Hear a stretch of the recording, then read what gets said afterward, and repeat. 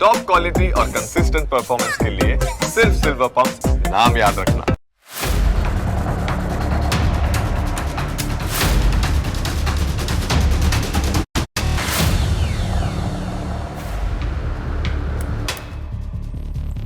નમસ્કાર, હું Janak Dave full stop news analysis પ્રોગ્રામમાં આપનું સ્વાગત છે. તમને અસર કરતા સમાચારનું અમે સરળ ભાષામાં સચોટ રીતે કરીશું છણાવટ.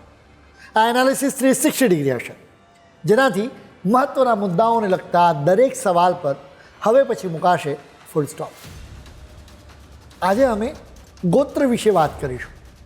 તમે સાંભળ્યું હશે કે એક જ ગોત્રમાં લગ્ન ન કરવા જોઈએ. જોકે તમે ક્યારે વિચાર્યું છે કે એની પાછળનું કારણ શું છે?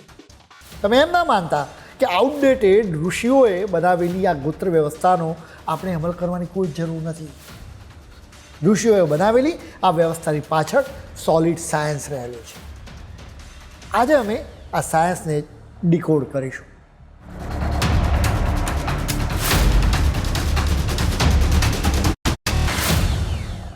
આપણા સંતો દાવો કરે છે કે દુનિયામાં માત્ર ને માત્ર ભારતમાં જ ધર્મ અને વિજ્ઞાનની વચ્ચે કોઈ જાતનું ઘર્ષણ નથી. આપણા દેશમાં બંનેનો સંગમ થાય છે, કેમ કે આપણા ઋષિઓ વૈજ્ઞાનિક અભિગમ ધરાવતા હતા. તમને કદાચ આપણી પ્રાચીન વ્યવસ્થા આઉટડેટેડ લાગતી હશે. જોકે તમે સાયન્સના દૃષ્ટિકોણથી પણ આવી વ્યવસ્થાઓને ચકાસો તો એના રહસ્યો ખબર પડશે. ઋષિઓનું જ્ઞાન જાણીને તેમને નતમસ્તક કરવાની ઈચ્છા થઈ જશે. આવી વ્યવસ્થાઓને તમારે સૂક્ષ્મ રીતે જોવાની જરૂર છે, એટલે કે ખૂબ જ સારી રીતે સમજવાની જરૂર છે. આવી જ એક વ્યવસ્થા ગોત્રની છે.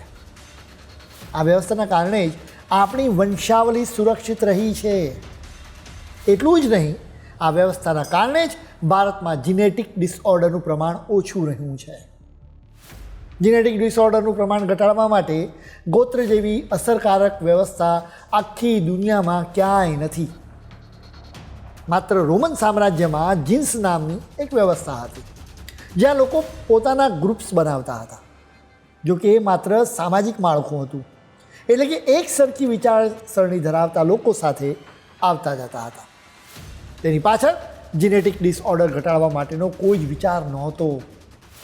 એ જ રીતે બીજી કેટલીક સભ્યતાઓમાં પણ લોકોના ગ્રુપ્સ જોવા મળે છે. આવા ગ્રુપ્સના લોકો જીનેટિક પ્રાયોરિટી માટે એકબીજા સાથે જ લગ્ન કરતા હતા. આ સભ્યતાઓ અહીં જ મોટી ભૂલ કરતા હતા. જીનેટિક પ્યોરિટીના નામે આ ગ્રુપના લોકો અંદરો અંદર જ લગ્ન કરવા લાગ્યા. જોકે એના લીધે તેમને જીનેટિક બીમારીઓ થવા લાગી. જોકે ભારતમાં ઋષિઓને આ મામલે ખૂબ જ સારી એવી સમજ હતી. તેમણે જીનેટિક બીમારીઓથી લોકોને બચાવવા માટે ગોત્ર નામની વ્યવસ્થા વિકસાવી. જોકે અનેક લોકો આ વ્યવસ્થાથી અજાણ છે. ઘણા બધા લોકોને તો પોતાનું ગોત્ર જ ખબર નથી હોતી. ઘણા બધા લોકોને ખ્યાલ જ નહીં હોય કે શા માટે લગ્ન માટે તો પોતાની જાતિની જ વ્યક્તિની પસંદગી કરવામાં આવે છે, પરંતુ ગોત્ર અલગ જ હોય એનો ખાસ ખ્યાલ રાખવામાં આવે છે. એટલે કે એક જ ગોત્રમાં લગ્ન કરાવવામાં આવતા નથી. ગોત્ર વ્યવસ્થા હજારો વર્ષ જૂની છે.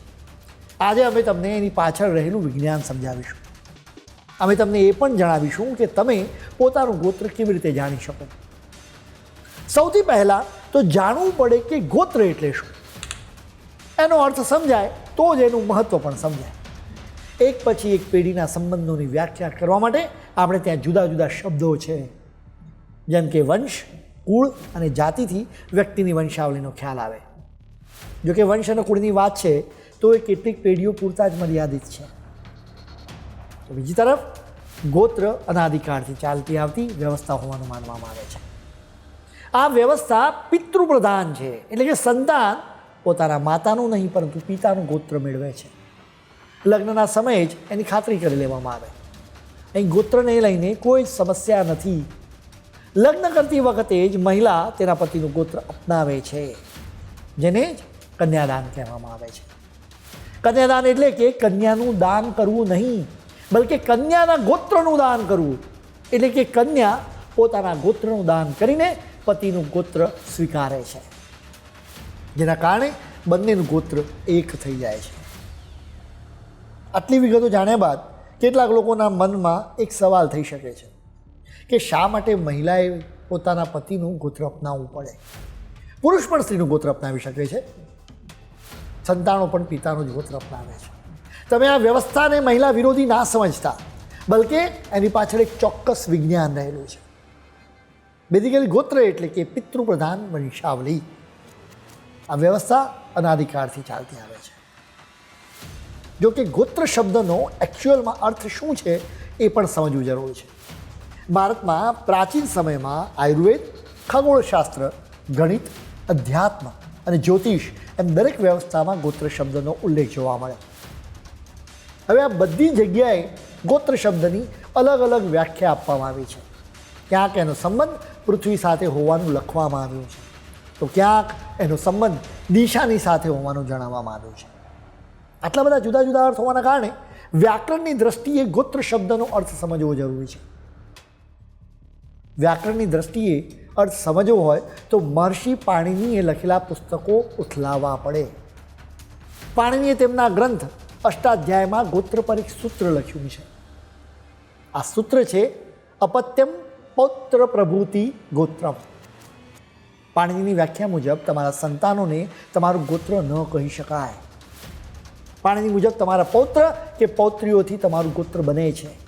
એટલે કે તેમનો કહેવાનો અર્થ એ છે કે ગોત્ર માટે તમારે માત્ર તમારા સંતાનો પૂરતા સીમિત નથી રહેવાનું, બલકે એનાથી આગળ વધવાનું છે. એટલે કે તમારા સંતાનોના સંતાનો એટલે કે તમારા પૌત્ર કે પૌત્રીઓ હોય તો એક ગોત્ર રચાય છે. આ તો વ્યાકરણની દ્રષ્ટિએ ગોત્રની વ્યાખ્યા છે. પાણીની પહેલાં વેદો તરફ વળીએ તો અનેક જગ્યાએ ગોત્ર શબ્દનો ઉલ્લેખ કરવામાં આવ્યો છે. ભાષાના જાણકારોએ પણ ગોત્રના જુદા જુદા અર્થ કર્યા છે. ગોત્ર બેઝિકલી લોકોને બીજા બધાથી અલગ કરે છે અને વંશાવલી નામના એક ગ્રુપમાં તેમને મૂકે છે. આ વંશાવલી અનાદિકાળથી ચાલી આવતી હોય છે, જેને ગોત્ર કહેવામાં આવે છે. સંસ્કૃતમાં ગો શબ્દના ગતિ અને ઇન્દ્રિય એમ બે અર્થ થાય છે.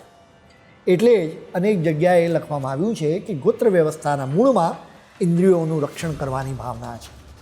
એટલે કે આંખ, કાન, નાક, જીભ અને ત્વચાનું રક્ષણ કરવાની ભાવના રહેલી છે. એટલે કે આ 5 ઇન્દ્રિયોને જીનેટિક બીમારીઓથી બચાવવાનો મૂળતઃ ઈરાદો છે. વૈદિક માન્યતા મુજબ આપણે ત્યાં ગોત્ર વ્યવસ્થાનો જન્મ 7 ઋષિઓથી થયો છે.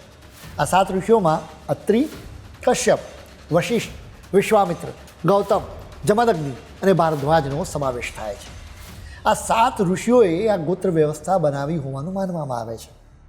7 ઋષિઓથી આ વ્યવસ્થાનો આરંભ થયો હતો. જો કે આપણે ત્યાં લગભગ 108 પ્રકારના ગોત્ર ઉપસ્થિત છે. મોટાભાગના લોકો ગોત્ર અને જાતિ વચ્ચેનો ફરક સમજી શકતા નથી. અનેક લોકો માનતા હોય છે કે ગોત્ર અને જાતિ એક જ હોય છે. અત્યારે તો રાજકારણીના કારણે જાતિઓ પર વધારે ફોકસ કરવામાં આવે છે, પરંતુ ગોત્ર વિશે એટલી વાત થતી નથી. લગ્નની વાત આવે ત્યારે જ સામાન્ય રીતે ગોત્રના મામલે વિચાર કરવામાં આવે છે. આવી સ્થિતિમાં ગોત્ર અને જાતિ વચ્ચેનો ફરક સમજવો જરૂરી થઈ જાય છે. આ ફરક વિશે અમે તમને વિસ્તારથી જણાવીશું, પરંતુ અત્યારે સમય છે એક બ્રેકનો.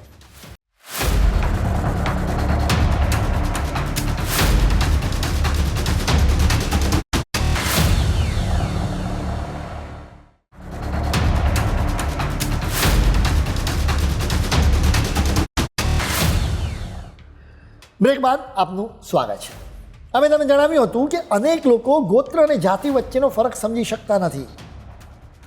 આ ફરક ભૂલવાનું કારણ એ છે કે આજે જાતિઓ જન્મ આધારિત છે. જેમ કે જોશી અટક ધરાવતી વ્યક્તિના સંતાનની અટક પણ જોશી જ હોય છે. જાતિ જન્મ આધારિત હોય છે. આ જ કારણે લોકોને ગેરસમજ થાય છે કે ગોત્ર પણ જાતિ આધારિત જ હોય છે. એટલા માટે જ અનેક લોકો બંનેને સરખા ગણે છે. જો કે પ્રાચીન સમયમાં જઈએ તો બંને વચ્ચેનો ફરક સારી રીતે સમજી શકાય. પ્રાચીન સમયમાં કામના આધારે જાતિ નક્કી થતી હતી. માની લો કે કોઈ સુથારી કામ કરે તો તેને સુથાર કહેવામાં આવે છે. એ જ રીતે માટીના વાસણો બનાવનારને કુંભાર કહેવામાં આવે.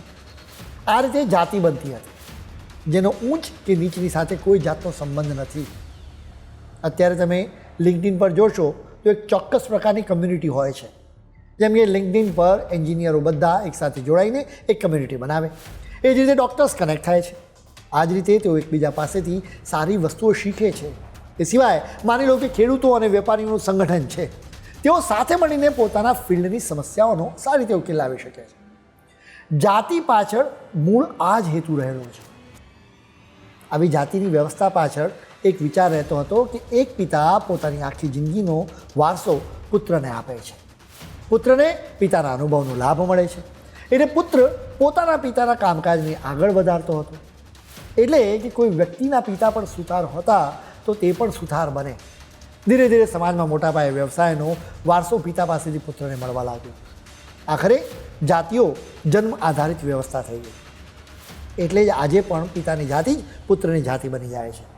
જોકે ટેકનિકલી જાતિની વ્યવસ્થા કામકાજને આધારિત છે. અત્યારે જાતિઓની વ્યવસ્થાની કેટલી જરૂર છે એ એક ડિબેટનો વિષય હોઈ શકે છે. એટલે કે એના મામલે લોકોના અલગ અલગ અભિપ્રાય હોઈ શકે છે. આ તો થઈ જાતિની વાત.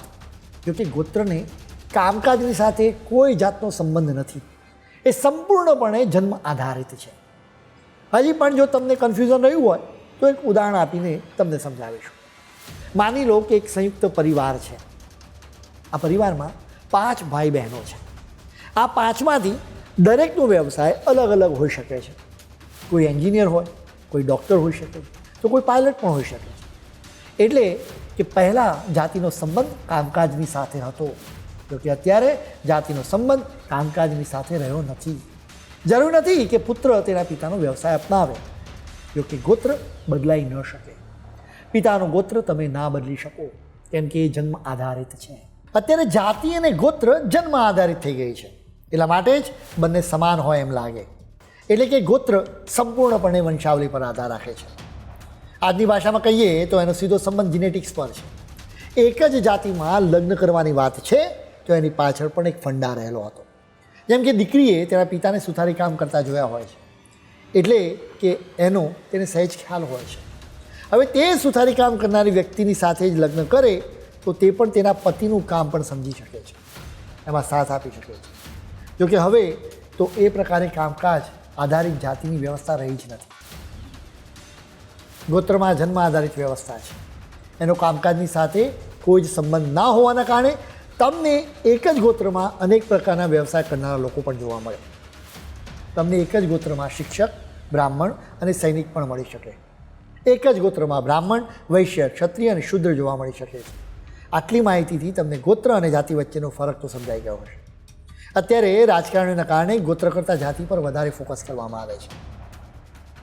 હવે ગોત્ર પાછળનું વિજ્ઞાન અમે તમને સમજાવીશું. આ વિજ્ઞાન સમજવા માટે રામાયણ અને મહાભારત જેવા ગ્રંથોનો અભ્યાસ કરવો પડે. જેમ કે મહાભારતમાં પરશુરામના ગોત્રનું વર્ણન કરવામાં આવ્યું છે, જેમાં લખવામાં આવ્યું છે કે પરશુરામ ભૃગુવંશી છે, એટલે કે તેમનું ગોત્ર ભૃગુ છે. મહાભારત તો મહાકાવ્ય છે, જેના દરેક ચરિત્રોની વંશાવલીનું વર્ણન કરવામાં આવ્યું છે. મહાભારતમાં અનેક ચરિત્રો છે. આ ચરિત્રો એકબીજા સાથે કનેક્ટેડ છે. હવે ગોત્રના વિજ્ઞાનને વિગતે સમજીએ. માણસના દરેક કોષમાં ક્રોમોસોમ્સની 23 જોડી હોય છે. હવે દરેક પેરમાં એક ક્રોમોસોમ્સ તમને તમારી માતા પાસેથી, જ્યારે બીજું ક્રોમોસોમ્સ તમને તમારા પિતા પાસેથી વારસામાં મળ્યું હોય. આવી 23 જોડી હોય છે. એટલે કે તમારા શરીરના દરેક કોષમાં કુલ 46 ક્રોમોસોમ્સ હોય છે. હવે આ ક્રોમોસોમ શું હોય છે એની પણ થોડીક જાણકારી મેળવવી જરૂરી છે. તમારું ગોત્ર તમારા માટે ખૂબ જરૂરી છે, એટલે આ તમામ માહિતી મેળવવી આજે ખૂબ જરૂરી છે. ક્રોમોસોમ્સની વાત કરીએ તો એમાં જીન્સ હોય છે. આ જીન્સમાં આપણી જીનેટિક ઇન્ફોર્મેશન સ્ટોર કરેલી હોય છે. આપણા શરીરનો બાંધો કેવો હશે, આપણો ચહેરો કેવો હશે, આપણા વાળ કેવા હશે, આપણી આંખનો રંગ કેવો રહેશે, એવી તમામ જીનેટિક ઇન્ફોર્મેશન એમાં હોય છે. હવે તમે આ 23 જોડીને જોશો તો એમાં કેટલીક વિશેષ વાતો છે. આ ક્રોમોસોમ્સમાં પહેલાં 22 જોડી તો એક સરખી જ હોય છે, જેને ઓટોસોમ્સ કહેવામાં આવે છે. એટલે કે માતાની પાસેથી એક્સ ક્રોમોસોમ્સ મળ્યું હોય તો પિતા પાસેથી પણ એક્સ ક્રોમોસોમ્સ જ મળે. એટલે કે 22 ક્રોમોસોમ્સ એક જ ટાઈપના રહેશે. જો કે 23મી જોડીમાં ફરક આવી શકે છે. હવે આ 23મી જોડીથી જ નક્કી થાય છે કે વ્યક્તિ છોકરા તરીકે જન્મશે કે પછી છોકરી તરીકે. એક્સ ક્રોમોસોમ્સ મહિલા વિશેષતાવાળું હોય છે, જ્યારે વાય ક્રોમોસોમ્સ પુરુષ વિશેષતાવાળું હોય છે. એટલે કે 23મી જોડીમાં માતા અને પિતા બંને પાસેથી એક્સ ક્રોમોસોમ્સ આવશે તો દીકરીનો જન્મ થશે, પરંતુ માતા પાસેથી એક્સ ક્રોમોસોમ્સ આવશે તો પિતા પાસેથી વાય ક્રોમોસોમ્સ આવે તો પુત્રનો જન્મ થાય. એટલે કે લાંબા ગાળે વાય ક્રોમોસોમ્સ પિતૃવંશાવલીમાં આગળ વધે છે. એટલે કે પિતા પોતાના પુત્રને વાય ક્રોમોસોમ્સ આપે અને પુત્ર તેના દીકરાને વાય ક્રોમોસોમ્સ આપે. એ રીતે વંશ આગળ વધે છે. એક્સ ક્રોમોસોમ્સની બાબતમાં એમ બનતું નથી. એટલે કે મા તરફથી દીકરીને મળે એની તરફથી એની દીકરીને મળે એવી સ્થિતિ નથી. એક મોટો ફરક સમજો. એક્સ ક્રોમોસોમ્સ માતા તરફથી દીકરીને મળે છે અને પિતા તરફથી પણ દીકરીને મળી શકે છે. એટલે કે એક્સ ક્રોમોસોમ્સ પેઢી દર પેઢી આગળ વધી શકે છે, જ્યારે વાય ક્રોમોસોમ્સ ફક્ત પિતૃવંશાવલીમાં પુત્ર દ્વારા જ આગળ વધે છે. આ સૌથી મોટો ફરક રહેલો છે. એટલે કે વાય ક્રોમોસોમ્સ એક્સક્લુઝિવિટી છે, જેના કારણે એક પ્રોપર વંશાવલી બનાવી શકાય છે. આ જ કારણે વંશાવલી પિતૃપ્રધાન રહી છે. સિમ્પલ કારણ છે કે એક્સ ક્રોમોસોમ્સ માતા અને પિતા બંને પાસેથી મળે છે. હવે જો દીકરીને તેના માતા સાથે જોડતા જઈને વંશાવલી તૈયાર કરીએ તો એમાં મુશ્કેલી થઈ શકે છે. એક હદ પછી ટ્રેક ભૂલાઈ શકે છે. માતા તરફથી જો વંશ શોધવો હોય તો એક્સ ક્રોમોસોમ્સ દરેક પેઢી સાથે બદલાતું રહે છે, એટલે જ એ ટ્રેક કરવું મુશ્કેલ બને છે. બીજી તરફ દીકરાને તેના પિતા સાથે જોડીને ટ્રેક કરવું સરળ છે, કેમ કે તેનામાં જે વાય ક્રોમોસોમ્સ છે એ તેને તેના પિતા પાસેથી વારસામાં મળ્યા હોય છે. એટલે કે વાય ક્રોમોસોમ્સ એક જ તરફથી આવી રહ્યા છે, એટલે કે માત્ર પિતા તરફથી આવી રહ્યા છે, એટલે ટ્રેક કરવું સરળ થઈ જાય છે. એટલા માટે જ આપણી ગોત્ર વ્યવસ્થા પિતૃપ્રધાન છે.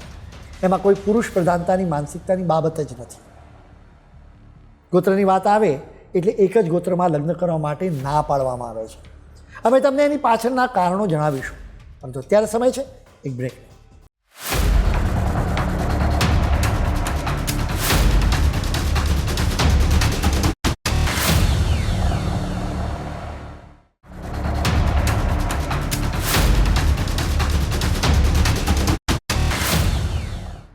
બ્રેક બાદ આપનું ફરી સ્વાગત છે. તમને ખ્યાલ હશે કે એક જ ગોત્રમાં લગ્ન કરવા માટે ના કહેવામાં આવે છે, જેની પાછળ એક સાયન્ટિફિક કારણ રહેલું છે. બ્રેક પહેલાં અમે તમને ગોત્રનું વિજ્ઞાન સમજાવવા માટે ક્રોમોસોમ્સ વિશેની માહિતી આપી હતી. થોડુંક સાયન્ટિફિક નોલેજ છે, પરંતુ તમારે તમારું ગોત્ર સમજવા માટે એ જરૂરી પણ છે. અમે તમને વાય ક્રોમોસોમ્સ વિશે વાત કરી હતી, જેના કારણે જ ગોત્રની વ્યવસ્થા પિતૃપ્રધાન છે. આ ક્રોમોસોમ્સના કારણે ગોત્રની વ્યવસ્થા તો બનતી ગઈ, પરંતુ એમાં એક પ્રોબ્લેમ રહ્યો છે, જેના કારણે જ એક ગોત્રમાં લગ્ન કરવાની ના કહેવામાં આવે છે. એટલે કે છોકરો અને છોકરી એક જ ગોત્રમાં હોય તો લગ્ન કરવા હિતાવહ નથી. અમે તમને જણાવ્યું હતું કે આપણા શરીરમાં ક્રોમોસોમ્સની 23 જોડી હોય છે અને એમાં જીનેટિક ઇન્ફોર્મેશન હોય છે. જો કે ક્યારેક એમાં એરર એટલે કે ખામી આવી શકે છે. મેડિકલ સાયન્સની ભાષામાં એને મ્યુટેશન કહેવામાં આવે છે. અમે તમને જણાવ્યું હતું કે શરૂઆતની 22 જોડી તો એક જ સરખી હોય, 23મી જોડી XX હોય તો દીકરી જન્મે છે, જ્યારે XY હોય તો દીકરો જન્મે છે. અમે તમને જીનેટિક એરરની વાત કરી. આ એરર એટલે કે ખામી દરેક વ્યક્તિમાં હોય છે. એનાથી ખાસ તકલીફ થતી નથી, કેમ કે આપણા શરીરનો દરેક કોષ પોતાની જાતને જ રિપેર કરી દે છે. હવે મુશ્કેલી એ છે કે એક જ ગોત્રમાં વાય સહિતના ક્રોમોસોમ્સ વારસામાં મળ્યા હોય છે. સમય જતાં તમામ ક્રોમોસોમ્સમાં કંઈક ને કંઈક ખામી રહી જાય છે. એટલે કે આવી ખામી લગભગ એક સરખી હોય છે, જેના કારણે બે એક સરખી ખામી ધરાવતા ક્રોમોસોમ્સ સાથે આવી જાય છે. જેના કારણે સવાલ થાય છે કે જોડીમાં કયો ક્રોમોસોમ્સ કોને રિપેર કરે. સમય જતાં આવી એક સરખી ખામી ધરાવતા ક્રોમોસોમ્સનું પ્રમાણ રહે. હવે બે અલગ અલગ ગોત્રની વ્યક્તિઓ લગ્ન કરે એટલે તેમના સંતાનોમાં બે અલગ અલગ જીનેટિક પૂલમાંથી જીન્સ બને, એટલે આવા જીન્સમાં એક સરખી ખામી હોવાની શક્યતા નહીવત હોય છે. જેના કારણે આવા કપલ્સના સંતાનો જીનેટિક ડિસઓર્ડરનો ભોગ બને એવી શક્યતાઓ ઓછી હોય છે. આ જ કારણે કહેવામાં આવે છે કે એક જ ગોત્ર કે કુળ કે વંશમાં લગ્ન ન કરવા જોઈએ. એક જ ગોત્રમાં લગ્ન કરનારા કપલ્સના સંતાનોમાં જીનેટિક ડિસઓર્ડર થવાની શક્યતાઓ વધારે રહે છે. પ્રાચીન સમયના ઇજિપ્તના રાજા તુતનખામુન એનું ઉદાહરણ છે. તુતનખામુનના પિતાએ તેમની દીકરી સાથે જ લગ્ન કર્યા હતા. આ લગ્નથી તુતનખામુનનો જન્મ થયો હતો.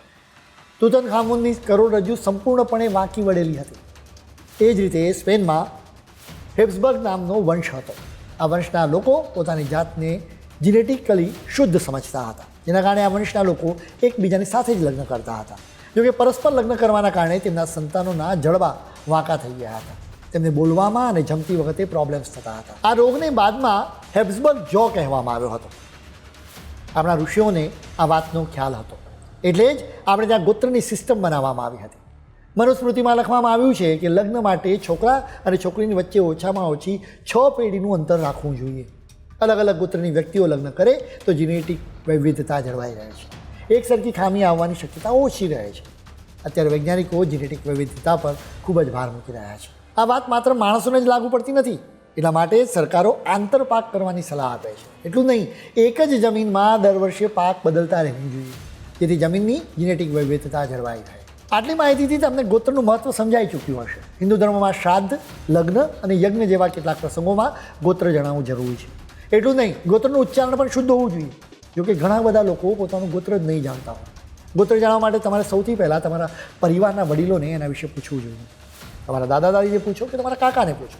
જો આ લોકોને પણ ખબર ના હોય અને તમે શહેરમાં રહેતા હો તો તમે તમારા મૂળ વતનમાં જઈને પૂછી શકો છો. ત્યાંથી પણ કોઈ પ્રકારની માહિતી ન મળે તો તમારે તમારા પરિવારજનોને પૂછવું જોઈએ કે કર્મ સંસ્કાર કે અગ્નિ સંસ્કાર માટે તમારા પરિવારમાંથી લોકો કોઈ ચોક્કસ જગ્યાએ તો નથી જતા ને, કે પછી કોઈ ચોક્કસ જગ્યાએ શ્રાદ્ધ તો કરવામાં નથી આવતું ને. જો કોઈ ચોક્કસ સ્થળ હોય તો તમે ત્યાં જઈને તપાસ કરાવી શકો છો. આવી જગ્યાઓએ પોથી હોય છે જેમાં વ્યક્તિની તમામ વિગતો જોવા મળતી હોય છે. તમને ખ્યાલ હશે કે ગયામાં પિતૃઓનું પિંડદાન કરવામાં આવે છે. ભણેલા ગણેલા લોકોને લાગે છે કે આ તો અંધશ્રદ્ધા છે, જોકે તેમને ખ્યાલ નથી કે ગયામાં કેટલો મોટો ડેટાબેઝ રહેલો છે. ગયામાં પિંડદાન કરનારા લોકોનો ડેટા સિક્યોર કરવામાં આવે છે. આવી જગ્યાએ જઈને તમે તમારી છેલ્લી 10 થી 20 પેઢીઓ વિશે જાણી શકો છો. એટલા માટે જ પિંડદાનની વ્યવસ્થા કોઈ એક જગ્યાએ કરવામાં આવે છે, જેથી બધા જ લોકોની ત્યાં નોંધ કરી શકાય. એટલે ગોત્રની વ્યવસ્થા ડેટા મેનેજમેન્ટનું ખૂબ જ એક મોટું ઉદાહરણ છે. કાગળોમાં એક પછી એક એમ દરેક પેઢી વિશે જાણકારી સ્ટોર કરવામાં આવે છે. આવી જગ્યાએથી તમે તમારું ગોત્ર જાણી શકો છો. તમારા પરિવારમાં લગ્ન કરાવનારા પંડિતોને પણ એના વિશે ખ્યાલ હોય છે. જો ગયા જેવી જગ્યાઓથી પણ તમે જાણકારી ન મળે તો તમારે તેમને પૂછવું જોઈએ. ગોત્રની પરંપરા કોઈ ધાર્મિક પરંપરા નથી, બલકે સામાજિક અને સાયન્ટિફિક પરંપરા છે. અત્યારના યુવાનોને ઋષિઓની અનેક બાબતો આઉટડેટેડ લાગતી હોય છે, જોકે ગોત્રની જેમ ઋષિઓની દરેક વ્યવસ્થાની પાછળ સાયન્સ છુપાયું છે. આવી તમામ વ્યવસ્થાઓને જાણવા અને સમજવાની જરૂર છે. ખેર, આજના ફૂલ સ્ટોપમાં આટલું જ. નવા મુદ્દાઓ સાથે કાલે ફરી મળીશું. ત્યાં સુધી મને રજા આપશો. નમસ્કાર.